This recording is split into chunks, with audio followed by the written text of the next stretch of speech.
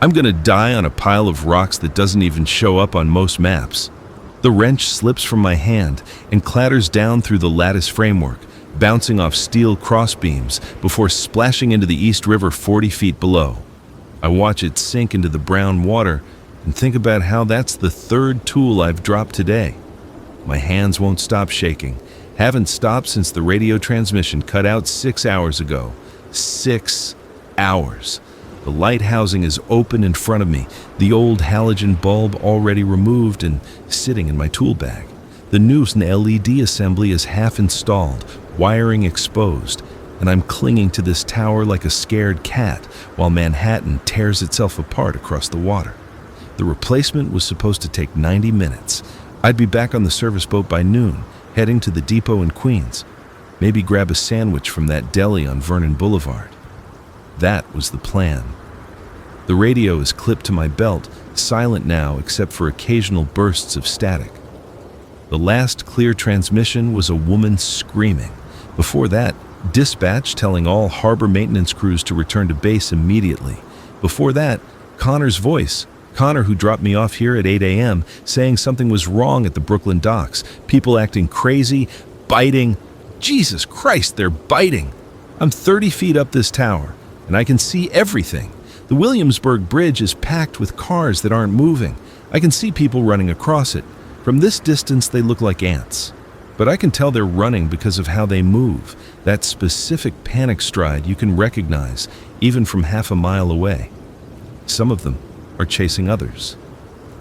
When someone falls, they don't get back up alone. A group surrounds them, and I have to look away. The wind coming off the river smells wrong. Smoke, but also something else. Something organic and rotten that wasn't there this morning when Connor idled the boat up to the island's rocky edge, and I hopped off with my equipment bag. 2 hours max, he'd said. I'll grab breakfast and come back for you. Radio if you finish early. I'd given him a thumbs up. The boat puttered away. I'd made the climb up the rocks, slippery with river algae, covered in goose shit from the birds that nest here, and started up the tower. Routine maintenance. I'd done this same job 4 times in the past 2 years. Navigation beacon on Youthant Island, smallest island in Manhattan, barely qualifies as land. Most people don't even know it exists. Now I'm thinking that's the only reason I'm still alive. My name is Danny Vasquez, and I'm a marine electrician for the city. I fix lights on buoys, maintain harbor signals, replace corroded wiring on dock equipment. It's steady work, boring work, the kind of job where you pack a lunch and listen to podcasts and go home tired but not exhausted. I'm 28. I live in Astoria with 2 roommates. I was supposed to have dinner with my sister tonight. She's pregnant, 7 months, wanted to talk about baby names. I wonder if she's alive. The thought comes, and I shove it away, but it comes back harder. Teresa lives in the Bronx. The Bronx is across the river, past Manhattan, and if Manhattan is burning, then what's happening in the Bronx? What's happening everywhere? I need to focus. The light. Finish installing the light. My hands are shaking too hard. I clip my safety harness to the tower railing. At least I had the sense to do that before climbing up, and just hold on, breathing hard. The river wind pushes at me. October wind, cold enough that I'm glad I wore my jacket this morning, though now I'm sweating underneath it. Fear, sweat, the kind that smells different than regular sweat, more acidic. From up here I can see the whole island beneath me. It's not much, a rough oval of rocks and dirt, maybe 100 feet long and 60 feet wide at the widest point. A few scraggly trees, I think they're mulberry trees, but I'm not a botanist, and lots of brush and weeds. The whole thing is basically rubble held together by roots and bird shit. There's a small cleared area near the tower base where the Parks Department or whoever maintains this place must have done some work at some point, decades ago by the look of it. The ground is uneven, rocky, covered in broken concrete chunks and rusted metal rebar, sticking up like broken bones. The water surrounds everything. Brown East River water, moving fast with the current. I can see debris floating past, plastic bottles, chunks of foam, a wooden pallet, what looks like a jacket. The river is maybe 200 yards across here, narrower than down by the harbor. Brooklyn is close enough that I can read the graffiti on the warehouse walls. Manhattan is right there, so close I could throw a rock and hit FDR Drive. Both shores might as well be on the moon.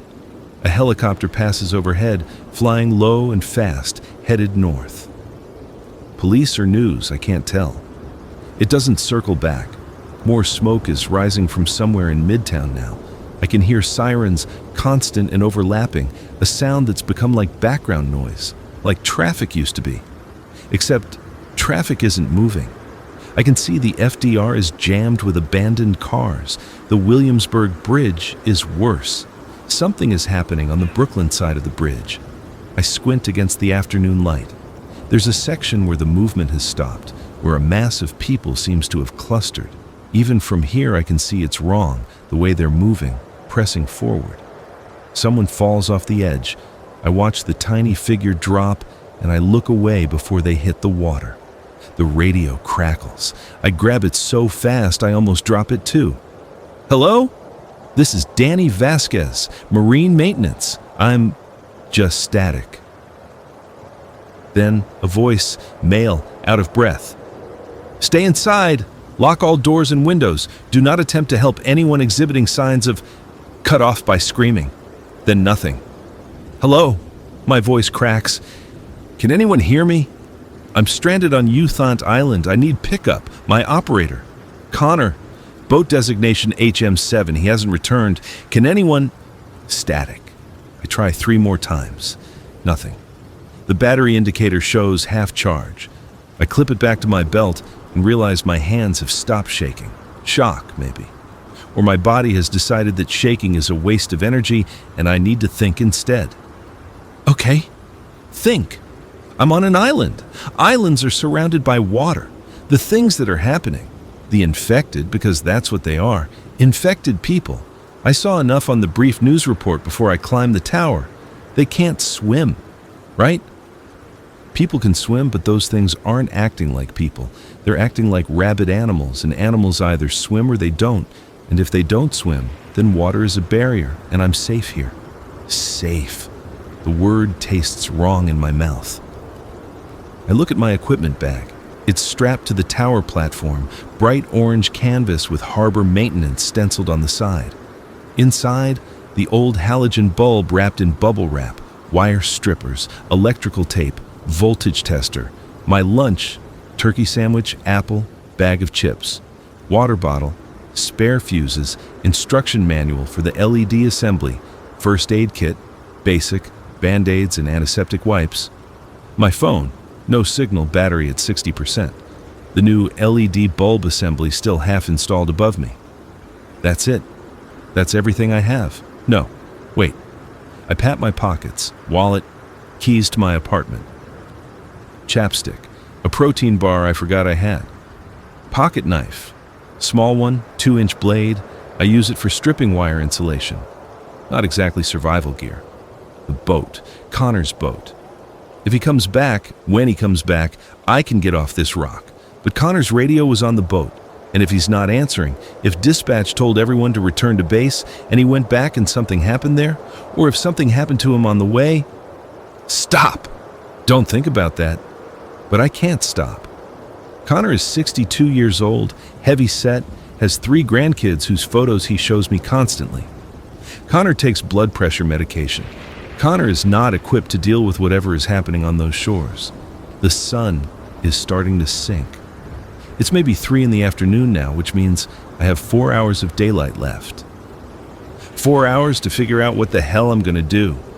First things first, finish the installation. If I'm stuck here, I need light. The beacon flashes white every 6 seconds when it's operational, visible for miles. Maybe someone will see it. Maybe someone will remember this island exists and come check on it. Maybe. I pull myself together and get back to work. The wiring is straightforward. I've done this exact installation dozens of times. Red to positive terminal, black to ground, white to the photocell sensor that turns the light on at dusk. My hands are steadier now. Muscle memory takes over. Twist the connections, wrap them in electrical tape, Seat the LED housing into the bracket, tighten the mounting bolts. Test the connection with the voltage tester. Green light, good. I close the housing and lock it down. The whole assembly is weatherproof, built to withstand years of rain and wind and river spray. It'll outlast me at this rate. The climb down is slower than the climb up. My legs are stiff from crouching on the platform, and my hands are cold. The tower ladder is solid at least, good steel with anti-slip coating on the rungs. I go down carefully, testing each foothold. The last thing I need is to fall and break something. At the bottom, I stand on the rocky ground and look around my new home. It's not much. The tower base is a concrete pad about 10 feet square, cracked and weathered. Around it is bare dirt and rocks. Then the brush starts, thick tangles of weeds and small trees and vines, everything overgrown and wild. The island has that abandoned feel, that sense of a place humans visited once and then forgot about. There are old pieces of metal buried in the ground, remnants of whatever construction happened here decades ago when they built the tunnel shaft this island sits on top of. I can see a rusted pipe sticking up near the north end, some concrete blocks half buried in dirt, what might be part of an old sign, too corroded to read.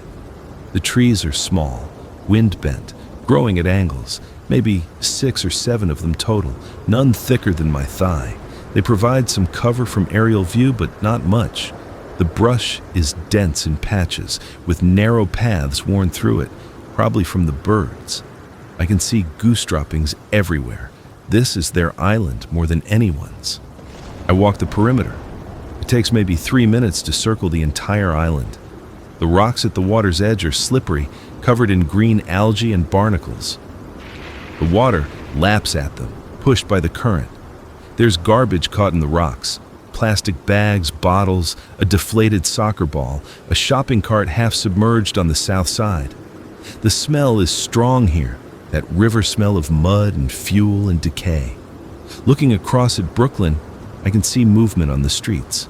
Cars are stopped everywhere. People are running. I watch someone sprint across the BQE and disappear between buildings. No one is casually walking. Everyone still moving is running. Manhattan side is worse.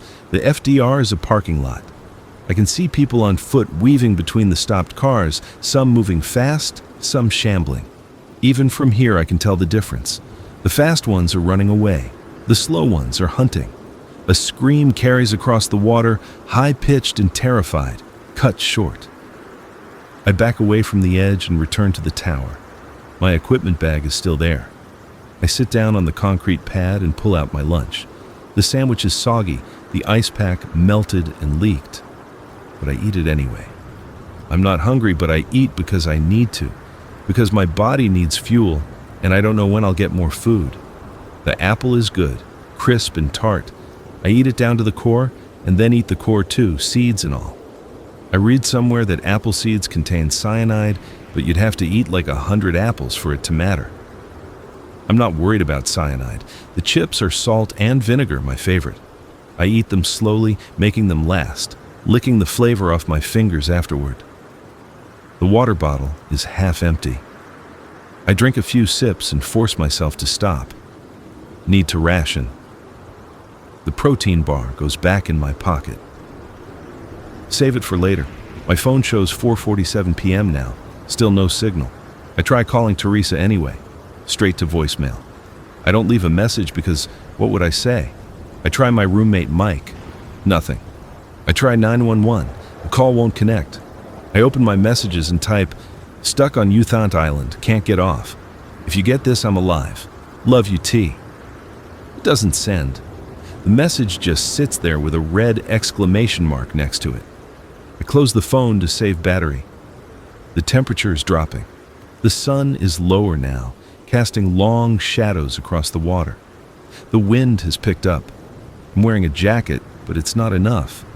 My work jacket, canvas with fleece lining, good for early autumn mornings, but not for spending the night outside. Spending the night. The reality of it hits me like cold water. I'm going to be here overnight. on a rock in the middle of the East River with no shelter, no heat, no blankets. October in New York. Temperatures will drop into the 40s, maybe lower. The wind off the water will make it feel colder. I need shelter. I look at what I have to work with. The tower is open framework, no protection from wind. The trees are too small to climb into safely and provide no real cover. The brush is thick, but lying in it would mean lying on cold ground with no insulation. The concrete pad. It's not much, but it's elevated slightly, maybe 6 inches higher than the surrounding dirt. Less moisture. I can use the equipment bag as a pillow. My jacket stays on. I can gather leaves and brush to pile around me for insulation. It's a terrible plan, but it's the only plan I have. I spend the next hour gathering material. Dead leaves from under the trees. There aren't many, but I find enough to fill my arms. Dried grass from the patches between rocks. I avoid the goose droppings, which is hard because they're everywhere. I pile everything on the concrete pad, making a nest of sorts against the tower base where there's some protection from the wind. While I work, I watch the shores. Brooklyn is chaos. I can see fires now, multiple buildings burning. The sirens have become constant, a wailing that blends into white noise. Manhattan is the same. Both bridges in view, Williamsburg and the Queensboro further south, are packed with unmoving cars. I can see people on the Williamsburg Bridge still, tiny figures, and I can tell which ones are running and which ones aren't. A boat passes, a speedboat moving fast upriver, 2 people visible in it. I wave my arms and shout, but they're too far away, hugging the Manhattan shore. They don't see me or they don't care. The boat disappears around the bend, heading toward Roosevelt Island. That's the first boat I've seen in hours. The river is usually busy. Ferries, tugboats, tour boats, private vessels. Now it's empty except for debris. The sun touches the horizon. The light is golden and beautiful and wrong. The smoke from the fires turns orange. I can hear gunshots now, distant pops that echo off the buildings. And underneath it all, a sound that might be screaming or might be the wind or might be my imagination. The beacon light comes on above me. The photocell sensor works perfectly. The LED flashes white, steady, and bright every 6 seconds. Flash, darkness, flash, darkness. It's meant to be seen for miles, to warn boats away from the rocky island. Now it's a beacon that says someone is here, someone alive. I don't know if that's good or bad. The temperature drops as the sun sets. I curl up in my nest of leaves and grass, jacket zipped to my chin, equipment bag under my head. The concrete is hard and cold. The leaves provide almost no warmth. I'm shivering within minutes. This is going to be a long night. The city lights come on across the water, the ones that still have power. Manhattan glows like it always does, that famous skyline. But there are dark patches now where buildings have gone black. Brooklyn is darker. I can see headlights on the BQE, but they're not moving.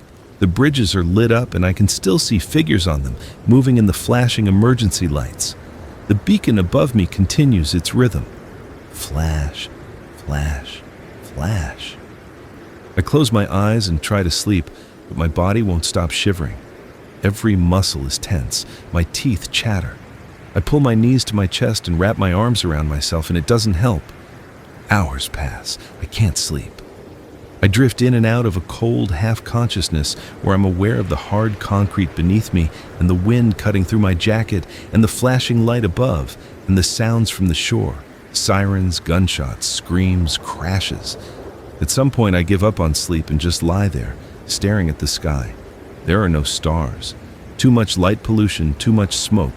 The clouds reflect the glow from the fires, turning the sky a sick orange-brown. My phone says 11:34 p.m., battery at 45%. Still no signal. I get up because lying still is unbearable. I pace the small concrete pad, swinging my arms, trying to generate heat. My breath comes out in clouds. It's probably in the low 40s now, not freezing but cold enough to be dangerous over time. Hypothermia. That's a real risk, I do jumping jacks, run in place, anything to stay warm. After 20 minutes, I'm sweating despite the cold. I sit back down in my leaf pile, slightly warmer, and that's when I hear the boat. An engine sound getting closer, coming from downstream from the south. I scramble to my feet and run to the edge of the island, nearly slipping on the rocks. The sound is getting louder. I can see a light on the water, moving this way. A boat. Someone is coming. "Hey!" I scream. "Hey, over here! Help!" The boat is maybe 100 yards away, spotlight sweeping across the water. It's moving slowly, cautiously. I can see it's a harbor patrol vessel, official, white with blue markings. "Help, I'm here, on the island!" I'm waving my arms, jumping, screaming until my throat hurts. The spotlight swings toward me, finds me. Bright white light hits me full in the face, and I shield my eyes but keep waving. The boat slows, stops. The engine idles. They've seen me. Thank God. Thank God they've seen me. I'm already moving toward the water's edge, ready to jump in and swim to them if I have to, ready to do whatever it takes to get off this rock. Then the spotlight moves, sweeps past me, continues up the river. "Wait!" I scream. "Wait, I'm here, come back!" The engine revs, the boat speeds up, moving away. "Please!" my voice cracks. "Please come back!" The boat doesn't slow. The spotlight continues scanning the water, the shores, anywhere but here. In 30 seconds, it's gone around the bend. The engine sound fades. They saw me. I know they saw me. The light was right on me. They left anyway. I stand at the water's edge, breathing hard, watching the empty river. They left me. They saw someone alive and signaling for help, and they left. Maybe they couldn't stop. Maybe they were ordered not to pick up survivors. Maybe they were full already. Maybe they're not picking people up anymore because there's nowhere safe to take them. The thought sits in my stomach like a stone. I walk back to the tower on numb legs and sink down onto the concrete. The cold doesn't matter anymore. Nothing matters. I was so close to getting off this rock. The beacon flashes above me. Flash, flash, flash. A marker of where I'll die. No, stop that. Don't think like that. I'm alive. I have shelter, sort of. I have water for a day or two. I have food for maybe one more meal. I'm not injured. I'm on an island surrounded by water, and those things can't get to me here. I'm safer than most people in this city right now. I'm safe. I repeat it to myself like a mantra. I'm safe. I'm safe. I'm safe. The shivers start again and don't stop. I curl up in my pathetic leaf pile and pull the jacket collar over my face and try to make myself as small as possible. The concrete sucks the warmth from my body. The wind finds every gap in my clothing. I'm going to freeze to death. No. Stay warm. Keep moving. Every hour, get up and move. Set a timer. I pull out my phone and set an alarm for 1 hour. Battery at 43%. I need to conserve power, but I need this more. The hour passes in shaking misery. The alarm goes off and I force myself up, stomping my feet, swinging my arms, doing squats until my legs burn. 15 minutes of movement, and I can feel my fingers again. Back to the leaf pile. Reset the alarm. This becomes my night. Hour of shivering on concrete. Alarm. 15 minutes of frantic exercise. Repeat. At 3 a.m., I'm so tired I almost don't get up when the alarm sounds. My body feels like lead. My brain is foggy. Just sleep. Just for a few minutes. No. Get up. Move or die.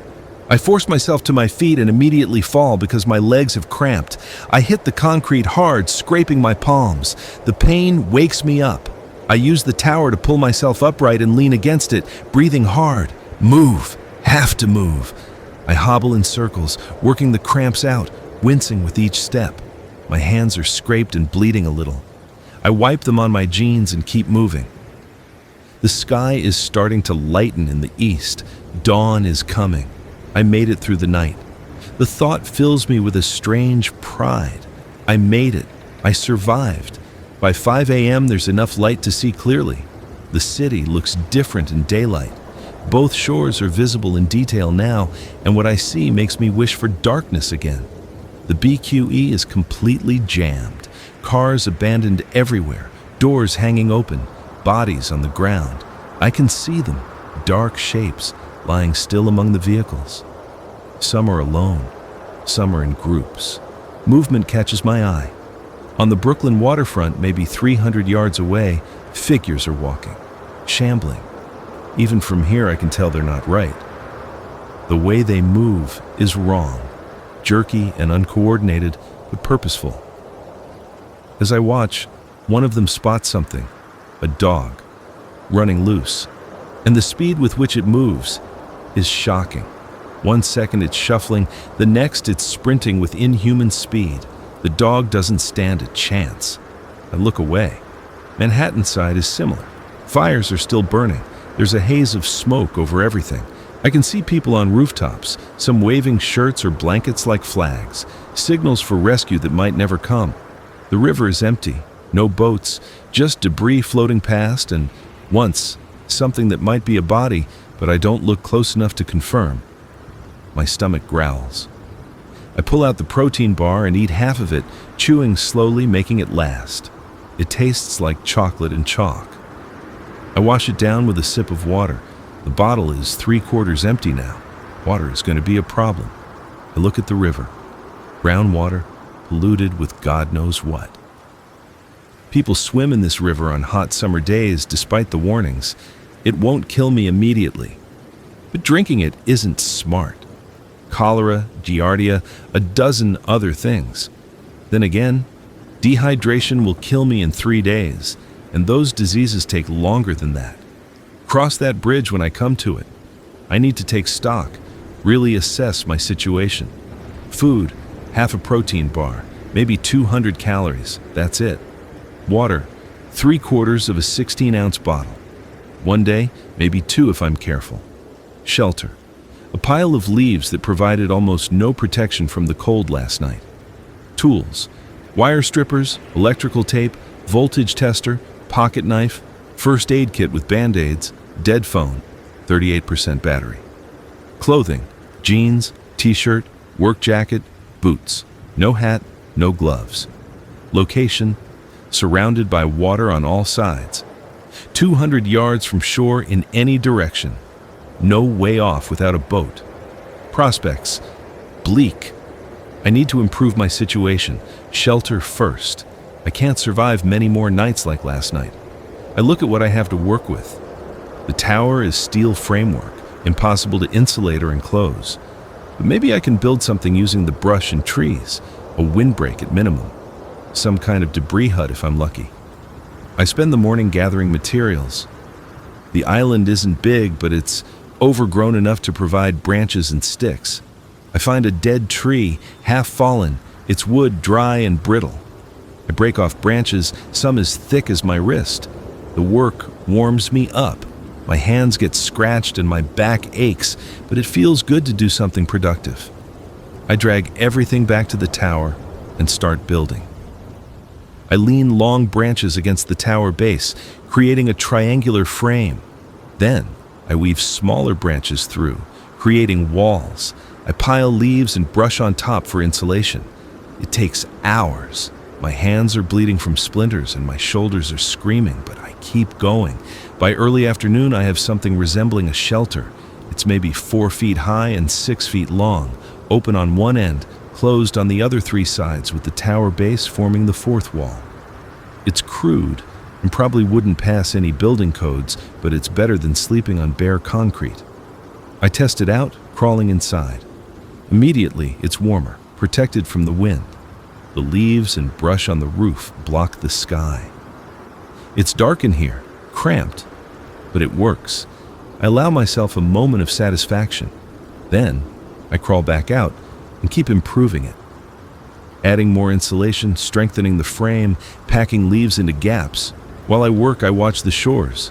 The infected, I'm calling them infected now because that's what they are, move in packs sometimes. I watch a group of maybe 20 shamble down the BQE, heading north. They're following someone, a runner I can barely see in the distance. The runner is fast, but the infected are relentless. They don't stop. They don't tire. I wonder what happens when they can't find anyone to chase. Do they just wander? Stand still? I've heard them at night, making sounds not quite human. Groaning, clicking, something in between. The sound carries across the water and makes my skin crawl. A helicopter passes overhead, military this time. It circles Manhattan twice, then heads east. No rescue choppers land on rooftops as far as I can see. Either there's nowhere safe to take survivors, or they're not evacuating anymore. The radio has been silent since yesterday afternoon. I try it periodically, but there's nothing. Not even static sometimes. Like everyone just stopped broadcasting. My phone is at 31% battery. I turn it off to save power. No point having it on when there's no signal. By late afternoon, my shelter is as good as I can make it. I gather more leaves to use as bedding, piling them thick inside. I find a flat rock that could work as a pillow. It's not comfortable, but it's better than the equipment bag. I eat the other half of the protein bar as the sun sets. My stomach protests, still hungry. There's nothing else. I drink 2 sips of water. The bottle is half empty now. Tomorrow, I'll have to deal with the water situation. Tomorrow, I'll need to figure out food. Tonight, just need to survive. The temperature drops with the sun. I crawl into my shelter before full dark this time, while I can still see.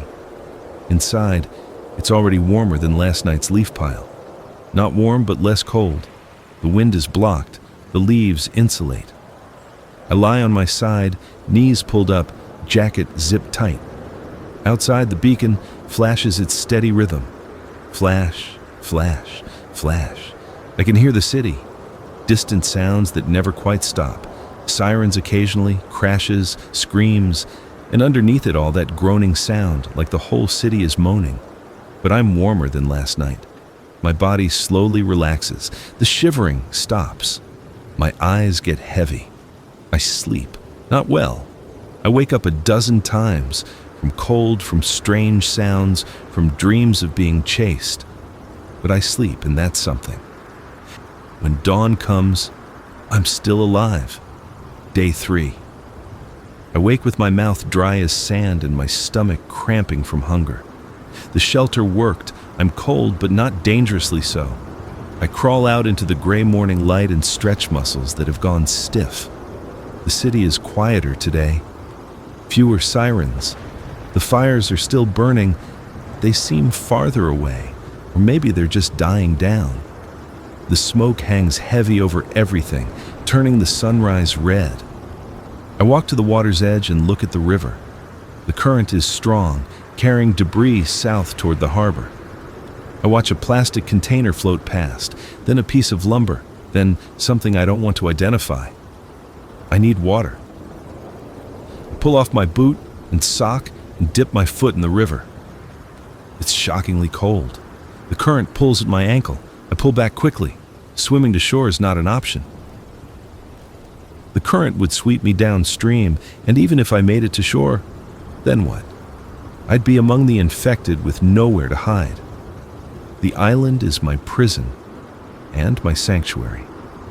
I drink the last of my water bottle, rationing it into 3 small sips spread over an hour. When it's gone, I stare at the empty bottle and think about what comes next.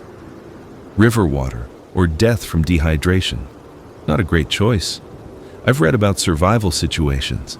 Drinking untreated water is risky, but not drinking water is fatal. The rule of 3s. 3 minutes without air, 3 days without water, 3 weeks without food. I'm at the end of day 3.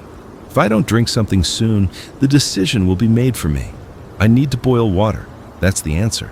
Boiling kills most pathogens, but I need fire, and fire needs fuel and a container and a way to light it. I look at what I have. The tower is steel, can't burn that. My clothing need that. The trees and brush that could burn. The equipment bag is canvas, flammable. My lunch came in a plastic container. That's in my trash, might be useful. How to start a fire. No matches, no lighter. I have my phone, but the battery is precious. Unless the battery. Lithium batteries can short circuit and spark. It's dangerous, risky, could destroy my phone permanently. But a fire is worth more than a dead phone right now. And I have electrical wire and steel wool. Well, not steel wool, but I have the LED assembly with fine wire filament that might work the same way. I spend the morning preparing. I gather the driest wood I can find, breaking it into small pieces. I make a pile near the tower on the concrete pad where the wind is blocked. I strip back some of the wiring from my equipment bag, creating thin metal strands. I find my electrical tape and wire strippers. The phone battery is harder. I'd need to disassemble the phone, remove the battery, and create a short circuit. It's dangerous. Lithium batteries can explode if punctured. I set the phone aside, last resort. Instead, I try the old method, friction. I find 2 pieces of dry wood and try rubbing them together using a stick in a depression, spinning it between my palms. I've seen it done in videos. How hard can it be?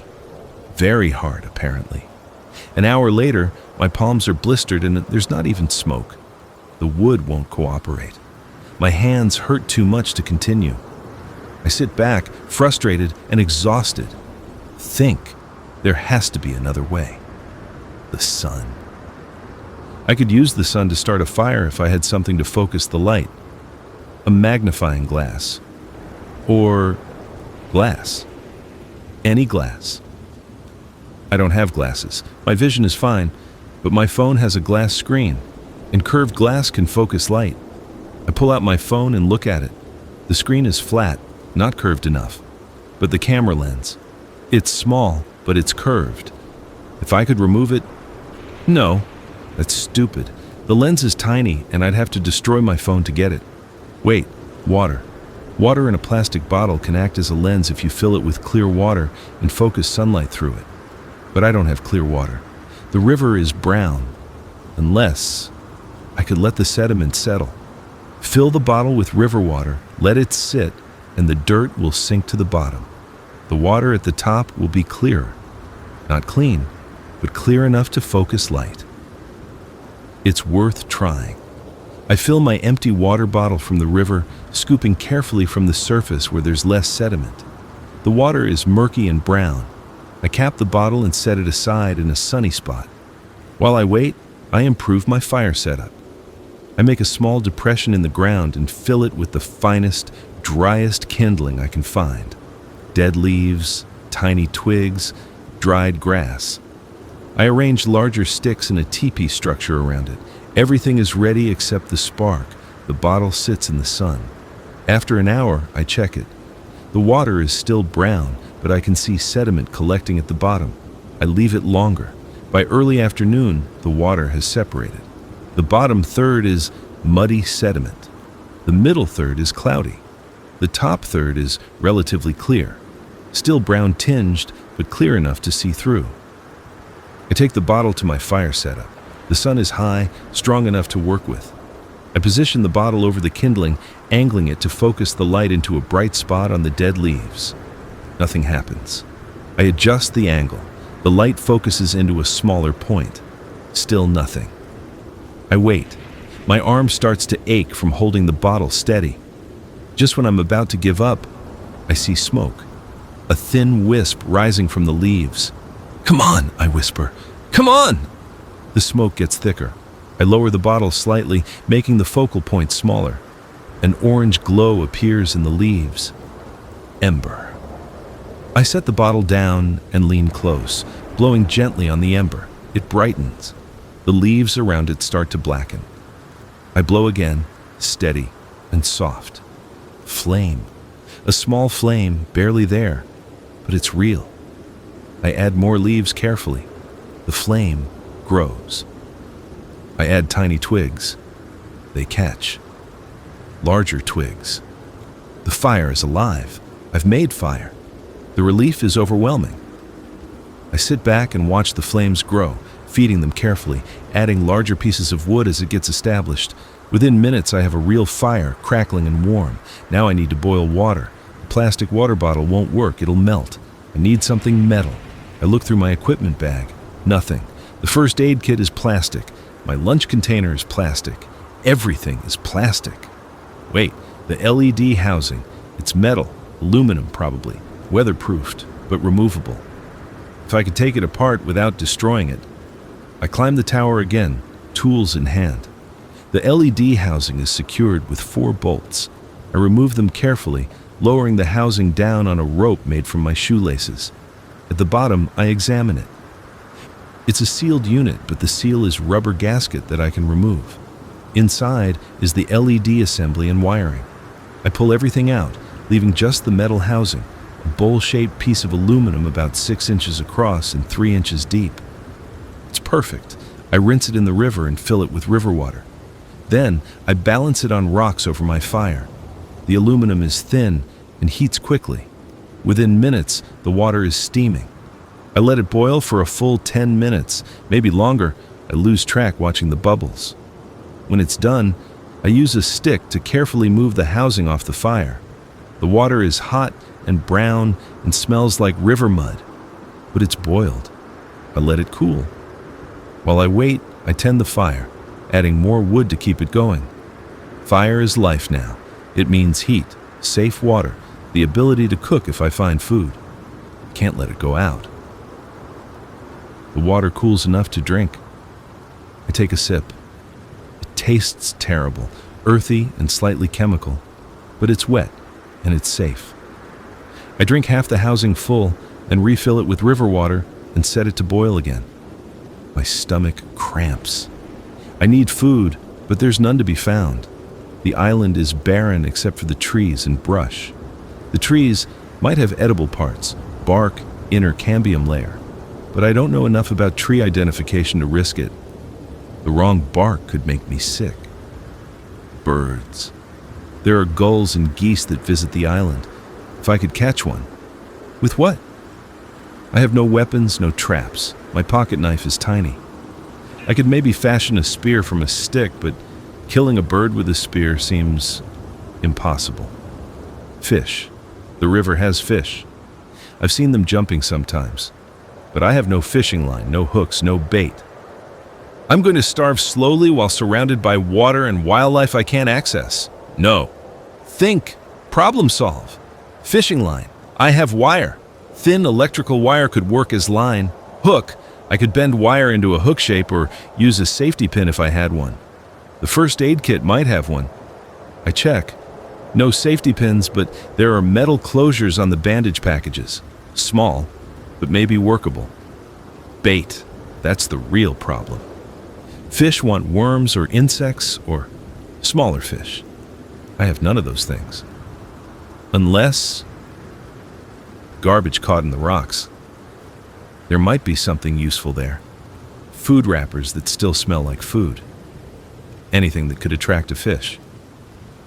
I walk the perimeter again, examining the debris more carefully. Most of it is plastic bags and bottles, but I find a foam takeout container wedged between rocks. Inside are scraps. Looks like someone's leftover Chinese food from weeks ago, now rotted and disgusting. But fish eat disgusting things. I take a small piece of the rotted food, it might have been chicken once, and thread it onto a hook I've fashioned from wire. The wire fishing line is attached. The whole setup is crude, but it's something. I find a long stick and tie the wire to the end. Now I have a fishing pole, sort of. I sit at the water's edge and lower the baited hook into the water. The current immediately sweeps it downstream. I pull it back. Try again, this time finding a spot between rocks where there's a small eddy, less current. The bait sinks. I wait and wait. The sun moves across the sky. My fire burns low and I have to go add wood. I come back to my fishing pole. Nothing. Maybe fish don't come close to the island. Maybe my bait is too rotten even for fish. Maybe I'm doing this all wrong. I tried different spots around the island, different depths, different types of bait. I find a piece of bread that's somehow survived as a soggy lump and try that too. Nothing.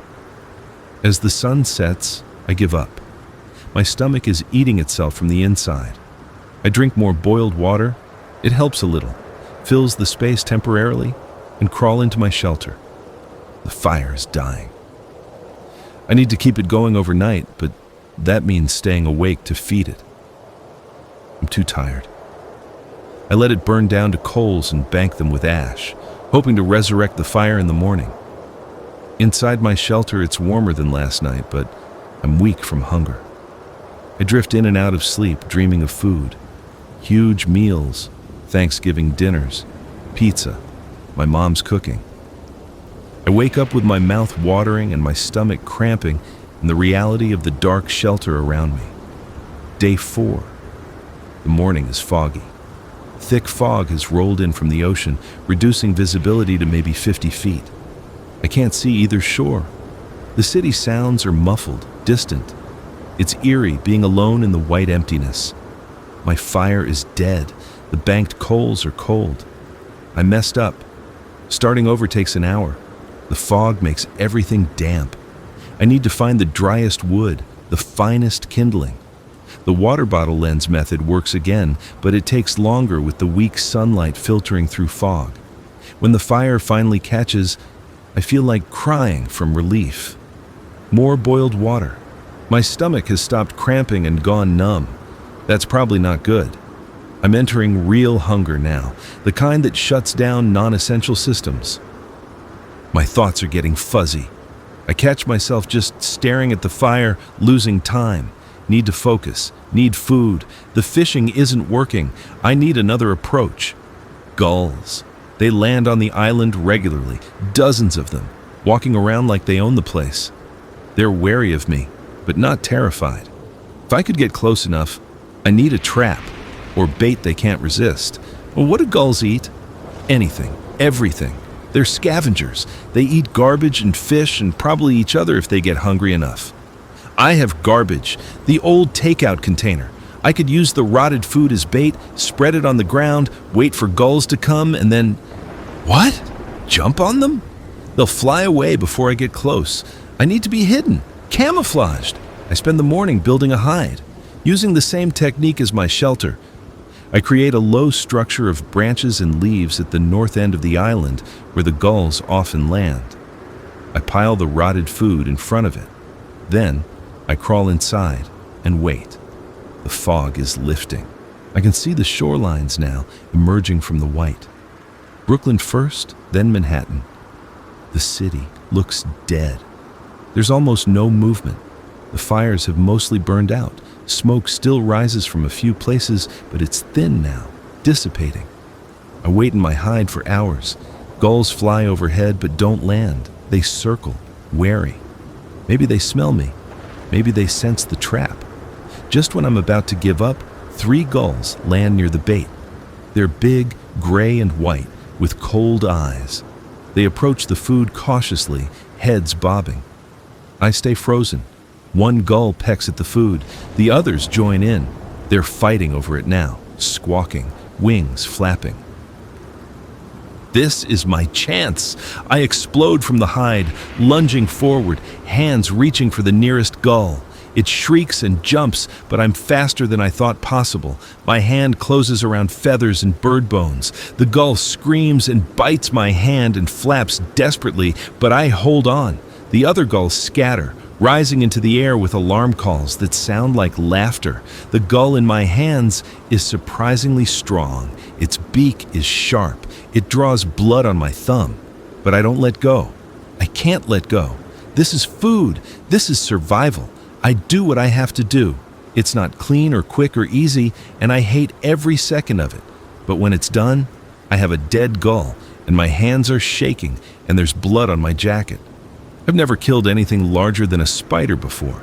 The guilt hits me hard, but the hunger hits harder. I take the gull back to my fire, and the practical part of my brain takes over. I need to clean this, pluck it, cook it. I've never prepared a bird before. I bought chicken at the grocery store, already cut up and packaged. This is different. This is real and messy, and I don't know what I'm doing. I use my pocket knife. The 2-inch blade is barely adequate, but it's sharp. I cut and pull and make mistakes, and eventually I have something resembling food. Stringy, dark meat. Not much of it, but it's protein. I skewer pieces on a stick and hold them over the fire. The smell as they cook is amazing. My mouth waters. I'm practically drooling. When the meat is charred and cooked through, I eat it. It's tough and gamey and probably undercooked in places and overcooked in others, and it's the best thing I've ever tasted. I eat every scrap. Lick my fingers, gnaw on the bones. My stomach accepts the food gratefully.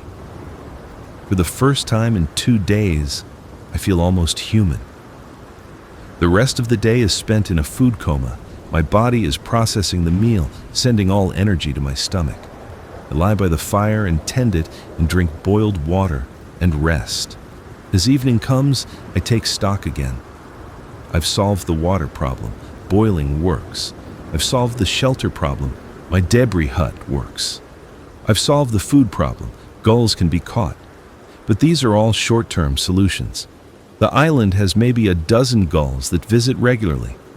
Once I've killed a few, the others will learn to avoid this place. The wood supply is finite. I'm burning through the dead branches fast. Winter is coming, and the temperatures will drop further. I can survive days here, maybe weeks, but not forever. I need rescue or I need to leave. Rescue seems unlikely. It's been 4 days and no boats have stopped. The helicopter I saw didn't land anywhere. The city across the water is dying or dead. If there are survivors, they're holed up somewhere, not mounting rescue operations. Leaving means crossing the river. Swimming is suicide. The current is too strong and the water too cold. I'd need a raft or boat. Could I build a raft? I look at the materials available. Wood, branches, vines. I could lash things together. But I'd need something to provide flotation. Empty plastic bottles could work. I've seen dozens floating in the river. If I could collect enough of them, attach them to a wooden frame. It's possible? Difficult, but possible. The question is, where would I go? Both shores are infested. I'd be leaving safety for certain danger. Unless there's somewhere else. Roosevelt Island is north of here, maybe 2 miles upriver. It's bigger, has buildings, might have supplies, or I could try to reach one of the boats I've seen anchored in the river. There are a few pleasure craft that appear abandoned but intact. These are problems for tomorrow. Tonight I'm fed and warm and alive. I crawl into my shelter as darkness falls. Outside, the beacon flashes. Inside, I'm warmer than I've been since this started. My stomach is full. My eyelids are heavy. I sleep deeply. Day 5. I wake to the sound of a boat motor. For a moment, I think I'm dreaming. Then, I hear it again, clear and close. I scramble out of my shelter into the gray dawn light, and there it is, a small motorboat, maybe 20 feet long, moving up the river along the Manhattan side. I run to the water's edge, waving and shouting. "Hey, over here, help!" The boat is maybe 150 yards away. Far, but not impossible. I wave my arms over my head, jumping, making myself as visible as possible. The boat slows, turns toward me. They've seen me. Thank God they've seen me. The boat approaches slowly. I can see 2 people in it, both wearing life jackets. As they get closer, I can make out more details. A man at the motor, maybe 40, bearded. A woman in the bow, younger, dark hair. They stop about 20 yards from the island, just outside the rocks. "Please," I shout. "I've been stranded here for days. I need help." The man looks at the woman. They have a conversation I can't hear over the motor. Then, the man shouts back, "Are you injured? Bitten?" "No, I'm fine. I was doing maintenance when everything went to hell. Please, I just need a ride to shore." Another conversation. The woman is shaking her head. The man looks uncertain. "We can't take you," the man finally shouts. "We're full up, barely enough fuel to get where we're going." "Then just get me closer to shore, anywhere. Please." "The shores aren't safe," the woman shouts. "Everywhere is overrun. You're better off where you are."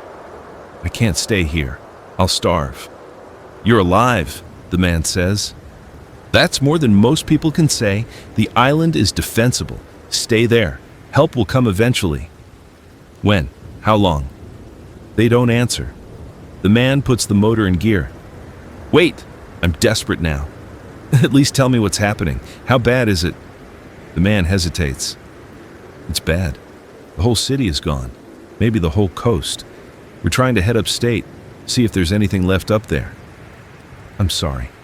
Good luck. The boat turns away. Please. I'm in the water now, up to my knees, reaching toward them. Don't leave me here. They don't look back. The motor revs and the boat speeds away upriver, creating a wake that splashes against my legs. I stand in the cold water and watch them disappear around the bend. They left me. Again. This time, I knew they saw me, talked to me, and still left me. I wade back to shore and sit heavily on the rocks. The cold water has soaked my boots and jeans. I should change, but I don't have the energy. The whole city is gone. Maybe the whole coast. The words echo in my head. If that's true, if the infection has spread that far, then there is no rescue coming. No one is coordinating evacuations. No one is setting up safe zones. Everyone who's still alive is on their own, including me. The despair that washes over me is so complete, I can't move. I just sit there, wet and cold, staring at nothing. How long? How long until someone comes? Weeks? Months? Ever? The island has a few gulls, a limited supply of wood, water that requires boiling, no medical supplies beyond band-aids, no communication, no hope of rescue. I'm gonna die here. The thought is surprisingly calm, not panicked, just a fact. This island will be my grave. Maybe someone will find my body eventually, or maybe I'll just become part of the landscape, bones among the rubble. I sit there for an hour, maybe longer. The sun rises higher. The city across the water remains still and dead. Finally, something shifts inside me. Maybe it's stubbornness. Maybe it's survival instinct. Maybe I'm just too stupid to give up. I'm not dead yet. If no one is coming to save me, then I save myself. I improve my situation. I adapt. I survive. I stand up and walk back to my camp. My boots squish with each step. I need to dry them out before I get trench foot or frostbite. First things first, inventory again. I've been on this island for 5 days. In that time, I've built a shelter that works, created a reliable way to make fire, established a method for boiling water, caught and eaten 1 gull. What I need to do: improve food security, find more protein sources, preserve the fire, bank coals overnight so I don't have to restart each morning, collect rainwater when it rains. Boiled river water works, but rainwater is cleaner. Build a raft, maintain the option to leave, stay alive. I change out of my wet jeans and hang them by the fire to dry. Standing in my underwear in October is not ideal, but wet clothing is worse. I do jumping jacks to stay warm while my pants dry. The fishing line gets another try. This time, I use scraps from the gull, organs and bits of meat I didn't eat. Fresher bait. I try different spots, different depths. 2 hours later, I feel a tug on the line. My heart jumps. I pull gently and feel weight, resistance. Something is there. I pull the line in slowly, carefully. A fish breaks the surface, small, maybe 6 inches, silver scales. It's hooked through the mouth. I haul it onto the rocks before it can escape. It flops desperately. I grab it, and it's cold and slippery and alive in my hands. I kill it quickly with a rock to the head. My second kill, getting easier, hating that it's getting easier. The fish is small, but it's food.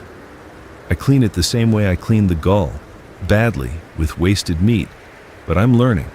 The flesh is white and flaky. I cook it over the fire and eat it immediately. It's not much, maybe 2 ounces of actual meat. But it's proof that fishing can work. I rebait the hook and try again. By evening, I've caught 2 more fish, both small. It's not enough to live on, but combined with the possibility of catching gulls, I might manage. Might. I spend the last hour of daylight collecting plastic bottles from the debris caught in the rocks. I find 7 bottles in various sizes. I rinse them in the river and fill them with water, then set them aside. These could be flotation for a raft, or water storage, or both. As the sun sets, I bank my fire carefully, piling ash over the coals to preserve them. I've learned from last night's mistake. In my shelter, I'm warmer, drier, less hungry than yesterday. Small improvements, I'm adapting. But I'm also alone, completely alone. The weight of it is crushing sometimes. No one to talk to. No one who knows if I'm alive or dead. My sister's out there somewhere. Alive or dead, I don't know. My roommates, my friends, my co-workers, Connor, who dropped me off here and never came back. I hope he made it somewhere safe, but I don't believe he did. I wonder if anyone is thinking about me. Does Teresa wonder where I am? Does anyone? Probably not. Everyone still alive is too busy surviving to wonder about anyone else. I'm alone, and I need to accept that. The beacon flashes outside. Flash, flash, flash. At least the light is still working. At least I did my job, got the LED installed before everything went to hell. It's a stupid thing to take pride in, but I take it anyway. Small victories. Day 6. Morning brings rain. Cold October rain that drums on my shelter and turns the island into mud.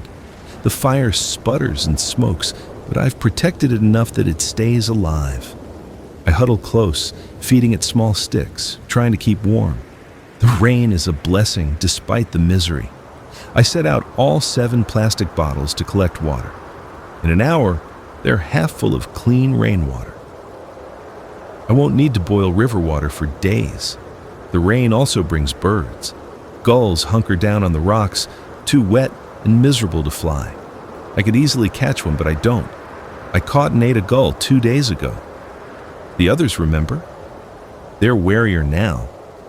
If I kill another one today, they might abandon the island completely. Better to wait. Let them forget. Keep them as a future food source. Instead, I fish. The rain makes it harder. The line gets tangled. The bait washes away quickly. But the fish seem more active in the rain. I catch 3 small ones over the course of the morning. I'm getting better at fishing.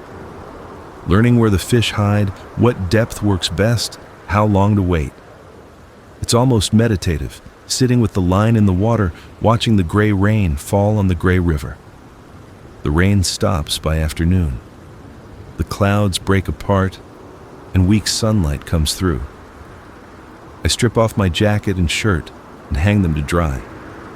The cold air on my skin is shocking, but everything is wet and needs to dry. While my clothes dry, I work on the raft. I've been thinking about the design.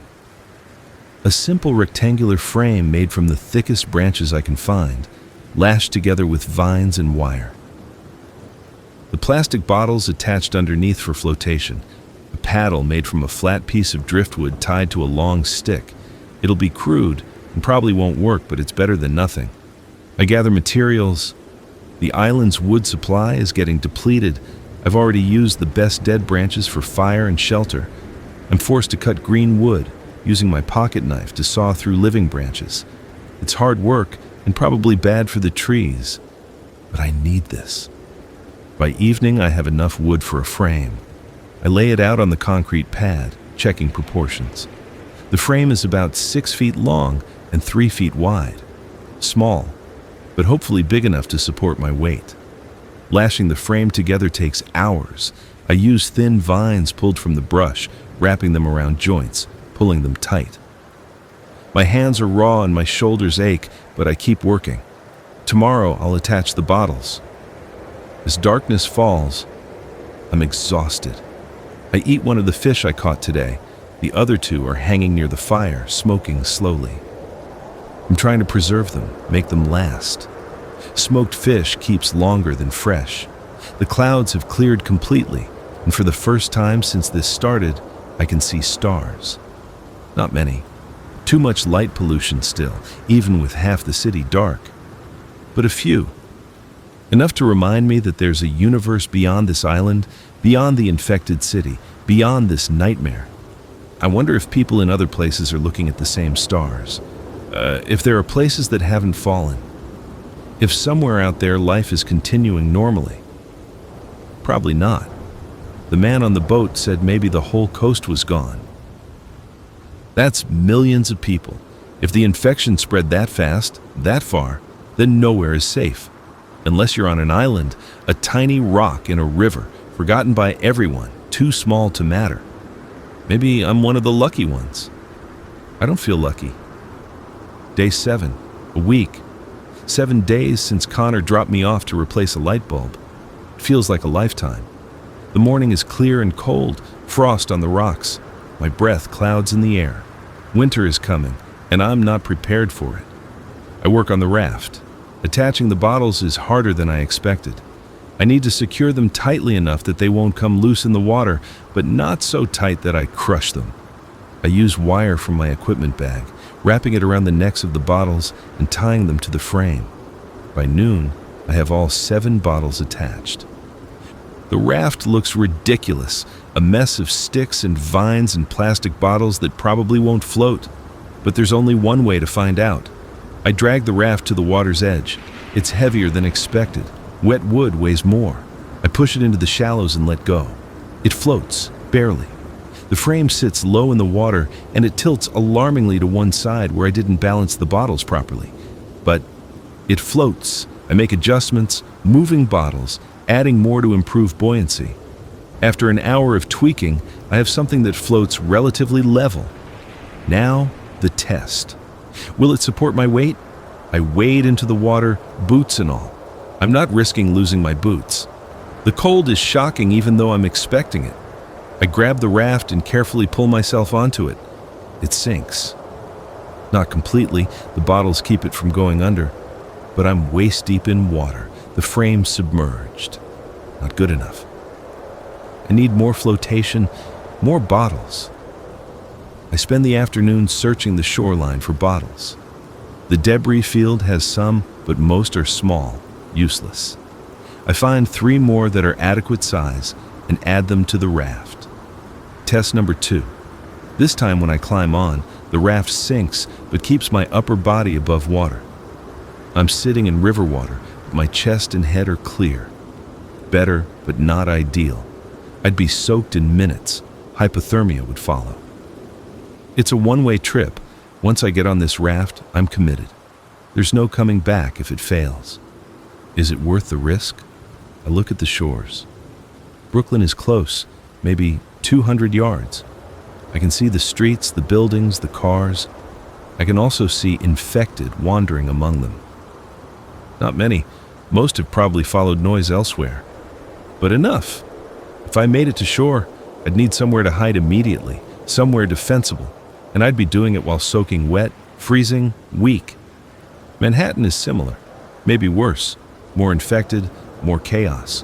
Roosevelt Island to the north is farther, maybe a mile upriver against the current.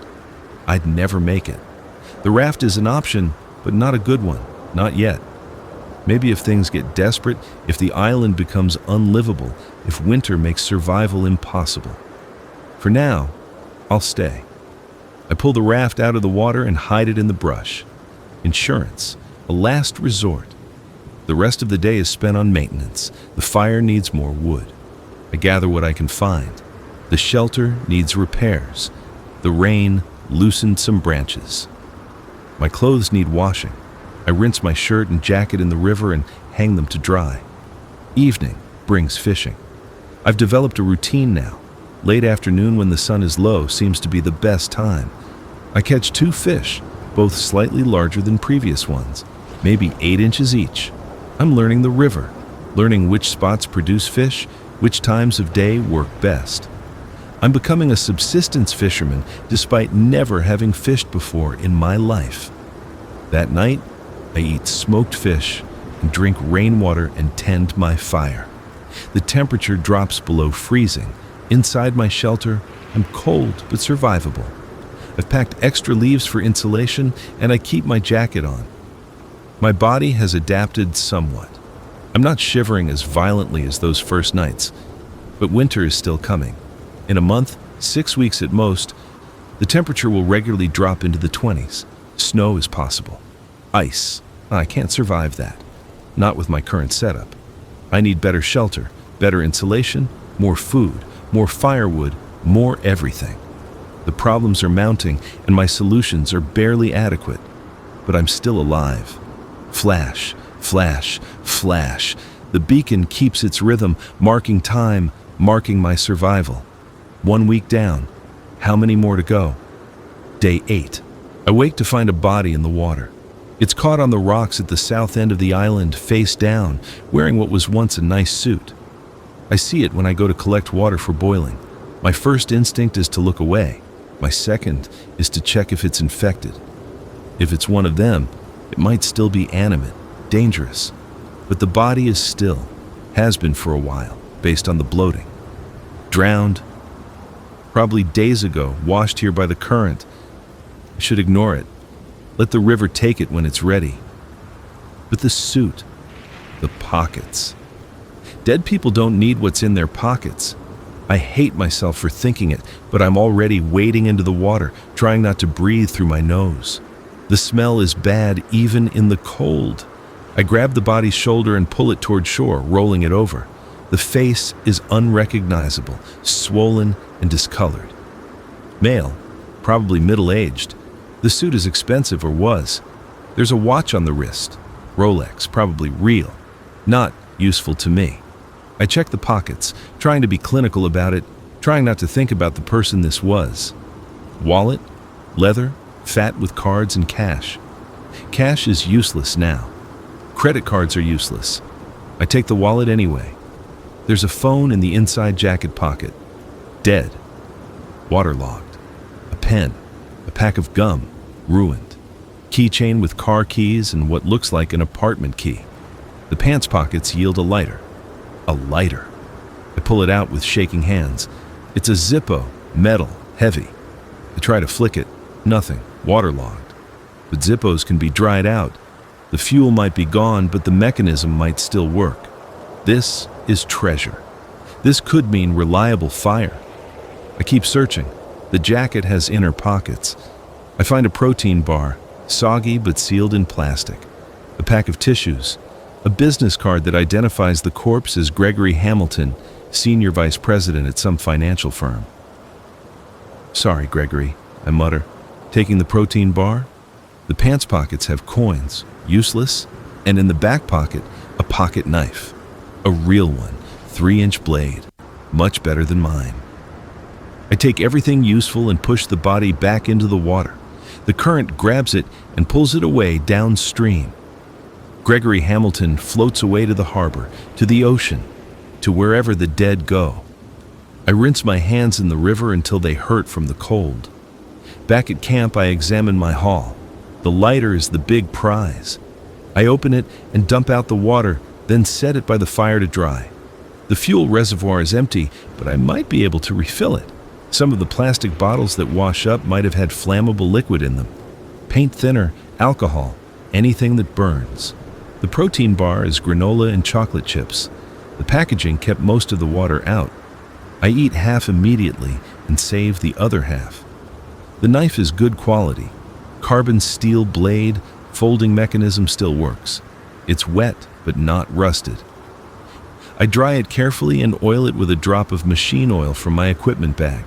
Now I have 2 knives, better for fish cleaning, preparing food, self-defense if needed. The wallet goes in my pocket. I don't know why. Keeping Gregory Hamilton's ID seems important somehow, like bearing witness. The day passes in routine. Fishing, 3 catches, fire tending, shelter maintenance, water boiling. The tasks fill the hours. I've stopped watching the shores as obsessively. The first few days I couldn't stop looking, searching for rescue, tracking the infected. Now I've accepted that the shores are dead zones and nothing good will come from there. Instead, I focus on the island, on small improvements. I've started a project, digging a fire pit. Using a flat rock as a shovel, I'm excavating a shallow pit in the ground, lining it with rocks. A proper fire pit will be more efficient, protect the fire from wind, retain heat. The work is hard and my hands blister, but it gives me purpose, structure. When I finish the fire pit, I'll build a better shelter. When I finish that, I'll create a fish trap. Always another project, always moving forward. If I stop moving forward, I'll start thinking about Teresa, about my parents who live in Florida and might be dead, about everyone I knew who I'll never see again. Keep moving, keep improving, keep surviving. That night, the lighter is dry enough to test. I try to light it. The spark works. Flint strikes steel and creates sparks, but there's no fuel, so no flame. Tomorrow I'll search for fuel, something combustible. There has to be something in all the debris. Day 9. I find fuel in an unlikely place. A plastic bottle washes up with a label I can't read. The ink has washed away. But when I unscrew the cap and smell it, the sharp chemical smell is unmistakable, some kind of solvent. Paint thinner, maybe, or mineral spirits. I pour a tiny amount into the lighter's reservoir, maybe a capful. It's not proper lighter fluid, but it might work. I try to light it. The wheel sparks, the flame catches, beautiful orange flame, steady and strong. I have reliable fire now. The relief is overwhelming. No more spending an hour with the water bottle lens. No more worry about rain putting out my fire permanently. As long as I can find more fuel, I can make fire anytime. I test it several times just to prove it works. Each time the flame jumps to life. Magic. With fire solved, I turn my attention to food. The fishing is productive but inconsistent. Some days I catch 3 or 4 fish, other days, none. I need backup sources. The gulls are still around but warier. I need a better trapping method. I spend the morning designing a snare, wire looped into a noose attached to a bent sapling that will spring up when triggered. In theory, when a gull steps into the noose, the sapling releases and yanks the bird into the air. In practice, it takes a dozen attempts to get the mechanism right. The sapling needs to be bent just right, the tension perfect, the trigger sensitive but not too sensitive. By afternoon, I have something that works. I bait it with fish scraps and hide. Within an hour, a gull triggers it. The sapling whips upward. The gull screeches and flaps, but the wire tightens around its leg. It hangs upside down, struggling. I feel bad, but I need the food. I kill it quickly and reset the snare. 2 more gulls over the course of the day. I clean and cook all 3, eating one immediately and smoking the other 2 over the fire. Smoked gull tastes terrible, gamey and tough, but it's calories and protein and it keeps. I'm building up a small store of food: smoked fish, smoked gull, half a protein bar, some dried seaweed I scraped off the rocks and experimented with. Edible, but disgusting. Not much, but more than I had yesterday. The days are getting shorter. Sunset comes earlier. The cold is more bitter. I've started sleeping in all my clothes, jacket zipped tight, hood up. I'm dirty. I haven't bathed properly in 9 days. My hair is greasy and matted. My clothes are stiff with dirt and fish blood and smoke. I smell like campfire and river mud and death, but I'm alive. That night I lie in my shelter and listen to the city. The sounds have changed. Fewer sirens, almost no car alarms. The constant background noise of urban life is gone. What's left is wind and water, and sometimes, carried across the river, the groaning of the infected. They're still out there, thousands of them probably, wandering the streets, hunting for prey that's getting scarcer. What happens when they can't find anyone? Do they starve, turn on each other, just wander forever? I don't know, and I'm glad I don't have to find out firsthand. Day 10. Another boat. This one is a sailboat, mast broken, moving slowly downriver with the current. No one is at the helm. It's drifting, abandoned. Watch it pass, close enough that I could swim to it if I was desperate, but the raft has taught me that getting in the water is dangerous. The cold, the current, the exhaustion. The sailboat drifts past and disappears around the bend, heading toward the harbor, toward the ocean. empty vessel on an empty river.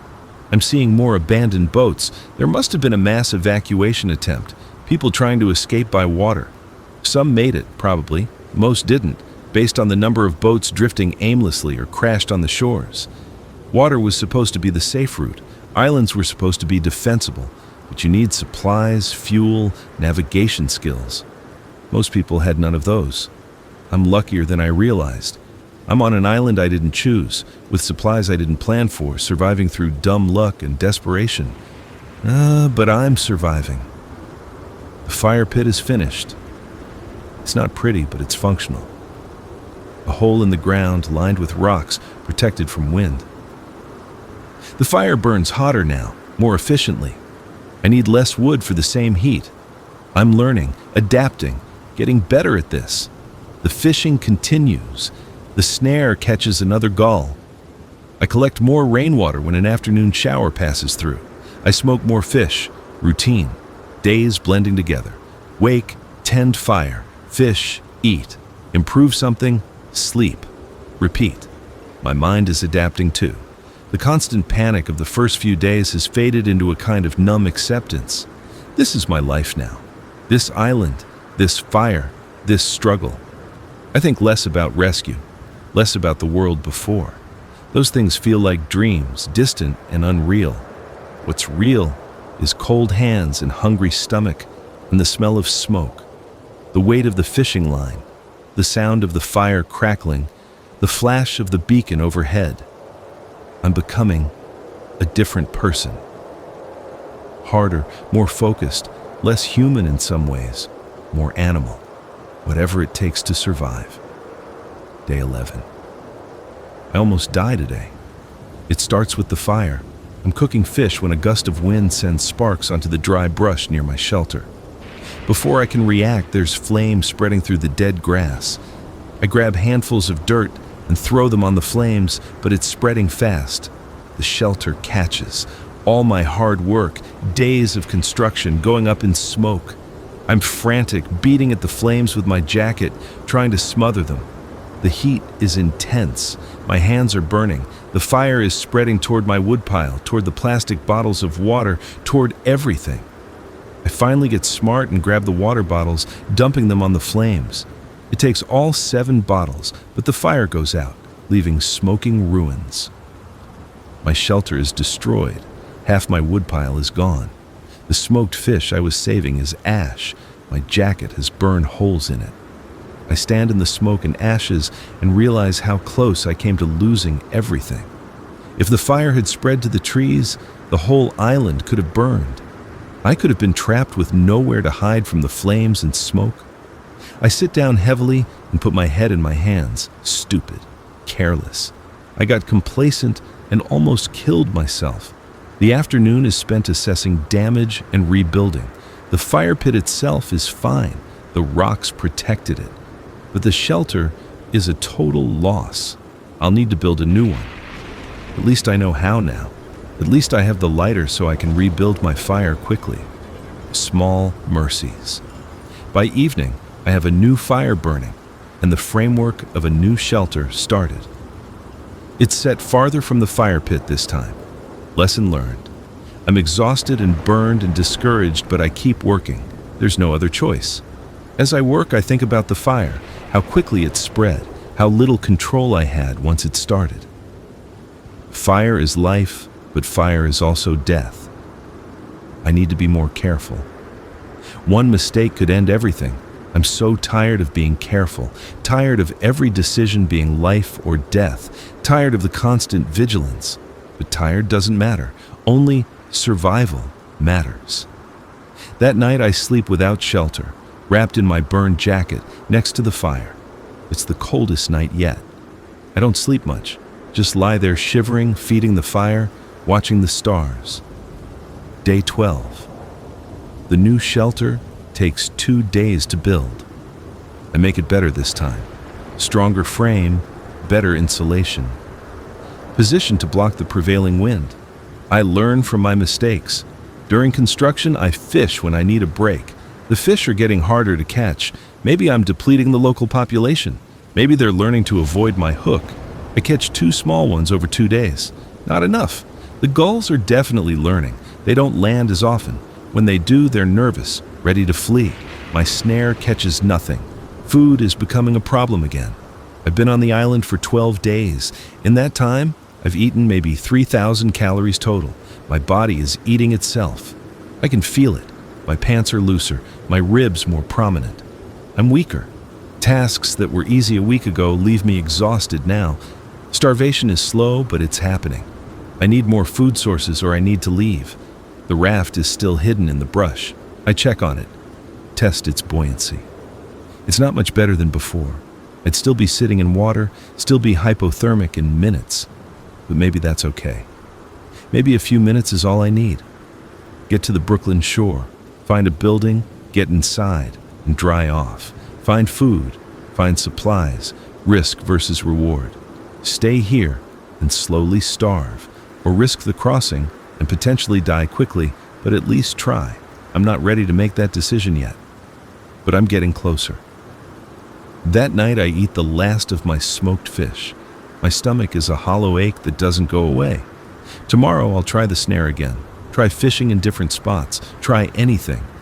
But if nothing works, look at the raft. The shore's so close and so impossibly far. Maybe tomorrow. Day 13. Unlucky 13 brings a gift. A rowboat washes up on the rocks, a real boat, wooden, maybe 12 feet long. It's half full of water and the oars are missing, but it's intact. I can't believe my luck. A real boat, not a jury-rigged raft of sticks and bottles, but an actual boat.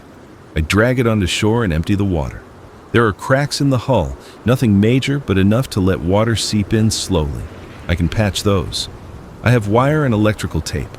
It won't be perfect, but it might work. The bigger problem is propulsion, no oars. I could use branches as makeshift paddles, but they'll be inefficient. Still, a boat. A way off this rock that doesn't involve sitting in freezing water. I spend the entire day working on it, patching cracks with layers of electrical tape, testing it in shallow water. It leaks, but slowly. Shaping 2 branches into rough paddles. They're unbalanced and awkward, but they move water. By evening, I have something seaworthy. Maybe. The question is still, where do I go? I climb the tower to get a better view. From up here, I can see for miles. The city is dead. Both shores are graveyards. Buildings are dark. Streets are clogged with cars and bodies. Smoke still rises from a few places, but mostly it's still. Silent, except for movement. The infected are still there, wandering. I can see groups of them in places, drawn together by some instinct. Others roam alone. Roosevelt Island to the north looks less dense with infected. It's smaller, more isolated. There are apartment buildings there, stores, infrastructure. If anywhere might have supplies, it's there. But it's upstream, against the current, with makeshift paddles and a leaking boat. Brooklyn is downstream, easier to reach. But from here I can see more infected on those streets. Manhattan has the most infected, but also the most buildings, the most places to hide. Or I could head south toward the harbor. Maybe there are boats anchored there, bigger vessels with supplies. Maybe there are even people, survivors who had the same idea. Too many choices, too many unknowns. I climb down and return to my fire. The boat is pulled up on the rocks, ready. An option. But once I leave the island, I can't come back. The current will take me one way. I have one shot at this. I need to be sure. That night I lie awake, turning over the options. My stomach cramps with hunger. My body is weak. I can't wait much longer. Tomorrow.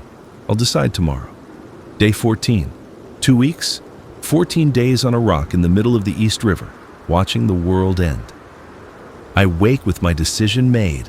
I'm leaving. Today. Destination, Roosevelt Island. It's risky, but it's the best option. Less infected, more resources, defensible if I can find the right building. I pack everything useful, the lighter in my pocket, both knives, the protein bar wrapper. Empty, but I've kept it, don't know why. The first aid kit, my phone, dead for days now, but I can't bring myself to leave it. Water bottles filled with boiled water, wire, tape, tools, everything that might help. I strip the shelter for materials. The canvas equipment bag becomes a waterproof container for the lighter and tools. I tie it shut and seal the opening with tape. The fire I let die. After 2 weeks of keeping it alive, feeding it constantly, banking it each night, I let it go out. The coals fade to gray ash. The island served its purpose. Kept me alive. But I can't stay forever. I drag the boat to the water and climb in. It rocks alarmingly.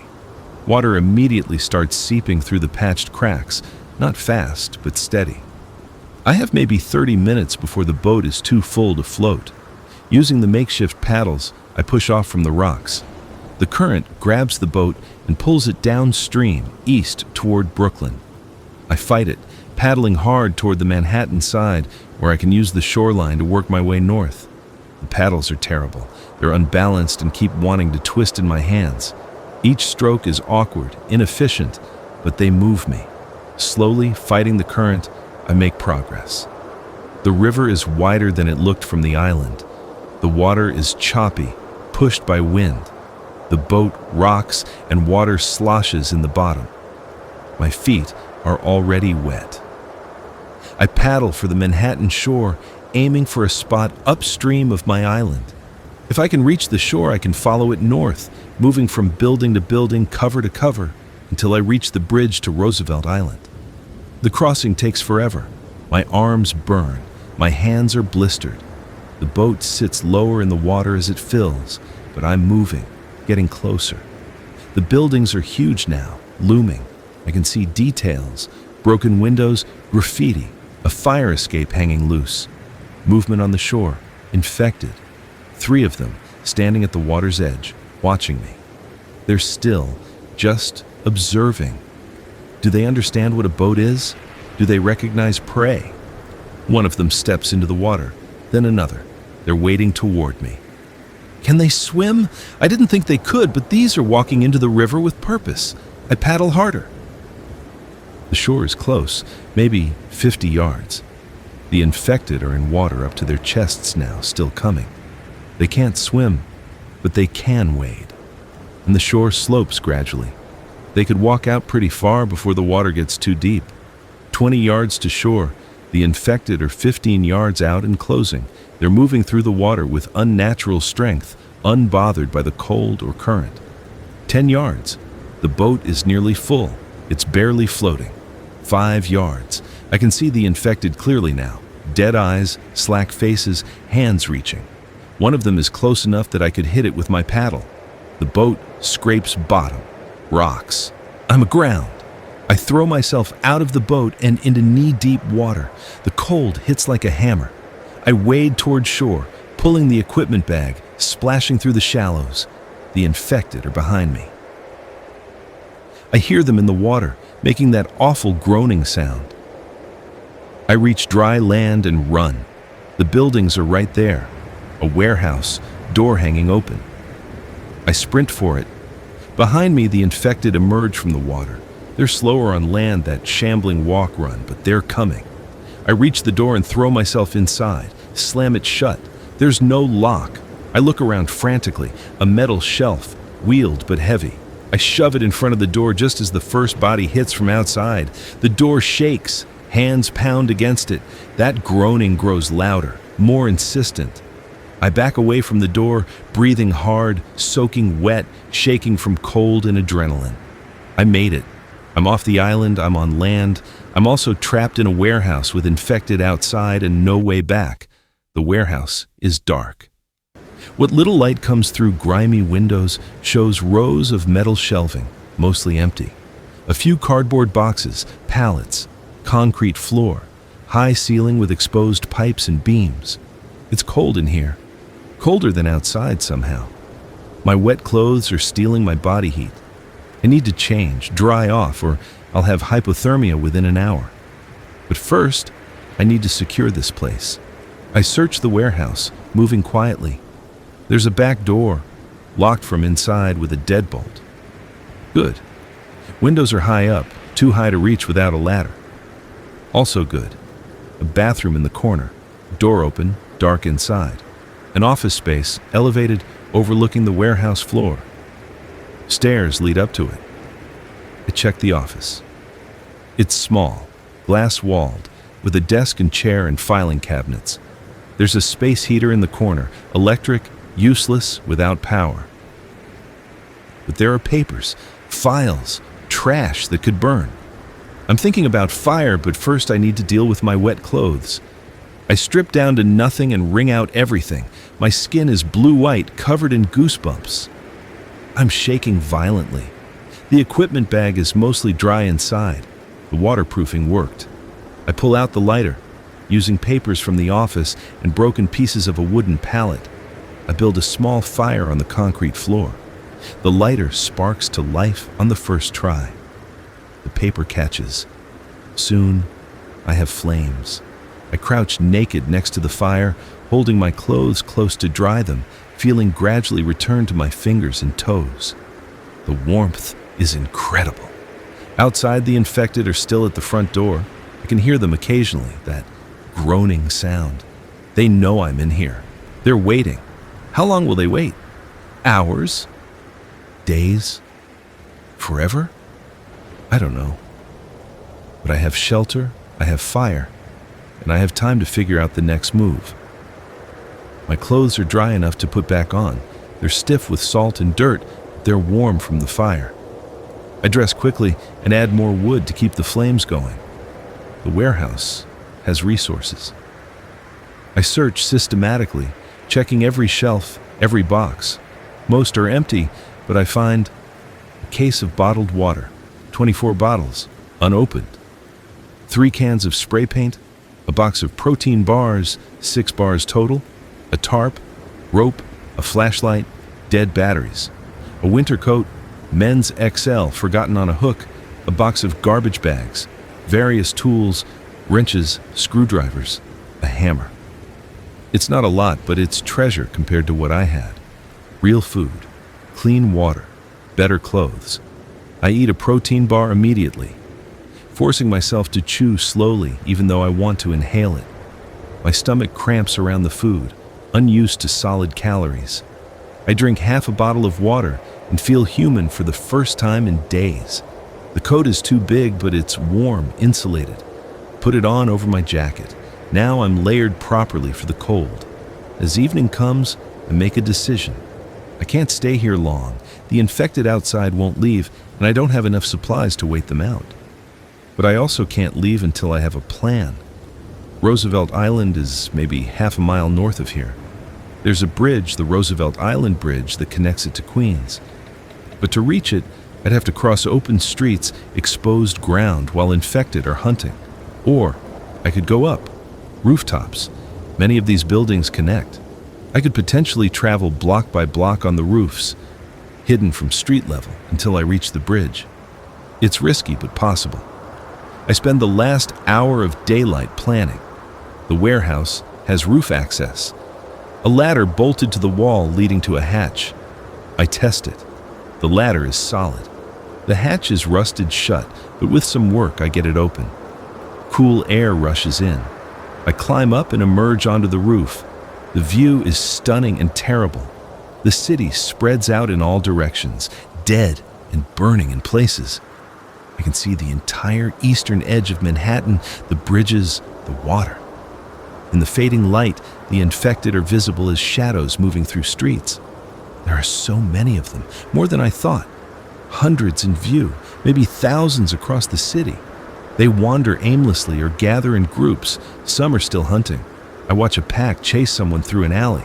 The person doesn't make it. But the rooftops are empty, clear. A highway above the hell below. I can make this work. Tomorrow I'll head north, roof to roof, until I reach the bridge. Until I reach Roosevelt Island. Until I find whatever comes next. I climb back down and seal the hatch, feed the fire, eat another protein bar, and drink more water. For the first time in 2 weeks, I'm warm, fed, and relatively safe. For the first time in 2 weeks, I let myself hope. Day 15. Morning light through dirty windows. The fire has burned to coals. Outside, the warehouse is quiet. The infected at the door have wandered off or are standing silent. I pack everything useful into the equipment bag and the garbage bags. Water bottles, protein bars, rope, tools, the tarp. I wear both coats now, layered against the cold. The roof access awaits. I climb up and out into the cold morning air. From up here, the city looks almost peaceful. The smoke has cleared. The sky is blue. I can see Roosevelt Island clearly, green and quiet in the river. The bridge is visible, a thin line connecting it to Queens. I study the rooftops around me. This warehouse connects to the next building. Similar height, gap maybe 4 feet across. I can jump that. Beyond it is another building, then another. A path north. I make the first jump, landing hard on gravel roofing. The sound seems loud, but there's no reaction from below. I move to the next gap. This one is wider, maybe 6 feet. I back up, run, and leap. For a moment I'm flying, the street far below, death certain if I miss. I land on the other side, roll, come up safe. My heart is pounding, but I'm okay. I can do this. Building by building, roof by roof, I move north. Some gaps are easy, others require finding alternate routes, descending to lower roofs, climbing fire escapes. It's slow, exhausting work. By afternoon, I've traveled maybe 6 blocks. I'm exhausted, my legs shaking, but I'm making progress. I stop to rest on a roof overlooking the FDR. The highway is a parking lot of abandoned cars. I can see infected wandering among them. One walks past carrying something, an arm, I realize with horror. I look away. In the distance, Roosevelt Island looks untouched. Green park areas, neat buildings. Maybe it's better there, maybe. I keep moving, another block, another roof. The sun is setting. I need to find shelter for the night. I find a building with roof access, a door propped open. Inside is an apartment building, stairs leading down. I descend 1 floor and find an apartment with an unlocked door. It's empty, abandoned. There's furniture, clothes in the closet, food in the pantry. The occupants left in a hurry. Dishes in the sink, TV still on but dark, door hanging open. I close and lock the door. Check the windows. We're 5 stories up, no fire escape on this side. Secure. The pantry has canned goods, soup, vegetables, beans, a box of crackers. Some expired, but food is food. I eat cold soup straight from the can, not willing to risk smoke from cooking. It tastes like heaven. That night I sleep in a real bed for the first time in 2 weeks. Clean sheets, a pillow, warmth. I almost cry from the simple comfort of it. Day 16 through 20. The next 5 days blend together. I move north, block by block, roof by roof, sleeping in abandoned apartments, eating canned food, drinking bottled water from empty homes. The city is a graveyard. Every building tells a story of people who fled or died or turned. I find hastily packed bags left behind, barricaded doors that didn't hold, bloodstains, bodies. I avoid the bodies, just move past them, take what supplies I need, keep going. The infected are everywhere below, but they rarely notice me on the rooftops. Once a group gathers beneath a building I'm crossing, drawn by the sound of my footsteps. I freeze, and they eventually wander away. I'm getting better at this, moving quietly, staying hidden, surviving. On day 18, I reach the bridge to Roosevelt Island. It's blocked. Cars crashed into each other, a barricade that was supposed to keep infected out, but probably just trap people on the island. I can climb over. The bridge is high enough that infected below can't reach me. On day 19, I cross the bridge. Halfway across, I stop and look back at Manhattan. 2 weeks ago, I was on a tiny rock in the river, watching the city die. Now I'm leaving it behind. Good riddance. Roosevelt Island is quiet. Too quiet. I move carefully through the streets. There are infected here, but fewer. Dozens instead of thousands. I find an apartment building on the west side of the island with a view of Manhattan. Top floor, corner unit. The door's locked, but I break a window and climb in. It's perfect, secure. Supplies in the kitchen, a balcony where I can collect rainwater, furniture I can burn for heat if needed. On day 20, I barricade myself inside and finally rest. From the balcony, I can see my island, Thant Island, tiny and distant. The beacon still flashing its steady rhythm. I survived 2 weeks there, kept myself alive through cold and hunger and desperation. Now I'm here, safe, fed, warm. But for how long? The infection is everywhere. The city is dead. Rescue isn't coming. I'm alive, but the world is gone. Flash, flash, flash. The beacon keeps flashing, marking nothing, warning no one, continuing its purpose long after purpose has meaning. I watch it for a long time, thinking about the island, about survival, about what comes next. Then I go inside, lock the door, and start planning for tomorrow. Because that's what survivors do. We plan, we adapt, we endure, one day at a time, one breath at a time, until there's nothing left or until something changes. And I'm still here, still alive, still fighting.